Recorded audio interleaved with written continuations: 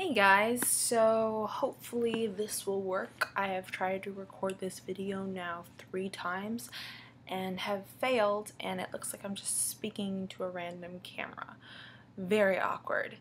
Anyways, so I thought I would just start by giving you guys an introductory of who I am and what sort of channel this will be. My name is Monica Pasco. I'm from Toronto, which is in Canada, just in case you guys didn't know where that is and you're horrific with geography like I am. I'm just so bad, it's actually embarrassing. I don't even know, I'm really bad at it. But, before I started posting a bunch of stuff on here, like music-wise, I thought that it would be really cool just to talk to you guys a little bit about who I am and what sort of music influences me, because I think that's really important to get across to you guys, because a lot of my influences of music make me the artist I am. And so yeah, for example, I'll start my favorite bands, 3 of them. Obviously, guys, I haven't planned this out because I'm all over the place, but it has to be like a 3-way tie between the Beatles, and maybe they'd be first if I had to choose. I'm a crazy, crazy Beatles fan. It's embarrassing. I'm kind of creepy. I have all their anthologies and all their albums, and I'm just obsessed with them. I love listening to them. They're just great. I think one thing that I just love, well, their music is obviously brilliant, for me at least, but also as an artist, within the 10 years they were there, they were together, the amount they evolved is just crazy and so incredible. So I really look up to them. I was lucky enough to go see Paul McCartney, and he's just crazy and great, and so as a performer he's awesome, and the band together is just incredible. And yeah, I'm also a really, really big Pink Floyd fan. I love them so much. I feel like Dark Side of the Moon and The Wall are probably 2 of the best records ever created. I was lucky enough to see Roger Waters as well. They're just, as a performer, and I always respect performers who are amazing. He's just so great. Their music is incredible, and when it comes to newer music, that's a little bit more difficult for me, just because there's a lot of really good music out there today still. I just feel like a lot of today's popular music, like the top 40 music, I feel like in our, right now, in the era we're in, that the value of music has gone down in some ways. I know some of you guys might love listening to it, but for me at least, I feel like one place we're lacking a lot in is lyrics. I feel like, and a lot of the music consistently sounds the same, and I'm talking about the dance music mainly, and I don't mind listening to it. It's a lot of fun and stuff. I just feel like you can't find bands like the Beatles anymore, or Pink Floyd, or find Led Zeppelin, because I feel like a lot of the quality of music has gone down, but not to say that there aren't any great artists. There's still amazing artists. You just need to look for them a little bit more. And I'm a really huge fan of Radiohead, for example. They're great. They're amazing. I was meant to go see them in Downsview Park in Toronto, and their stage collapsed, and it was so sad I didn't get to see them, and it was terrible. And oh man, I'm a huge fan of theirs. I'm also a huge fan of bands like Metric and MGMT and Vice and Mumford and Sons. Oh my god, I love them so much. I'm also, a really big fan of Foster the People, and yeah, so there are a lot of really great. Oh, also Muse. I'm a huge Muse fan. Oh man, that guy's brilliant.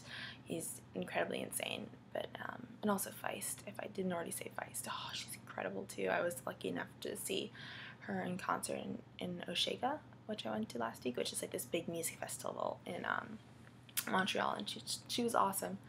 And I just really respect all those artists, and they influenced me a lot into, and I can only hope to one day aspire to be a quarter of the musician like that they are. Just I respect them so much, and I look up to them all a lot, and they're great. So I thought that was important just to tell you guys a little bit about the sort of music I listen to and the sort of music I hope to write and sound like, and you know, just thought I'd tell you guys a little bit about it, because I feel like the artists you listen to really, when like you're a musician, really, even if you're not a musician, just a person, it influences you in different ways. And for me, music has always been a big part of my life, and it really makes me into the person I am today. And I feel like another huge aspect of me that's made me into the person I am today is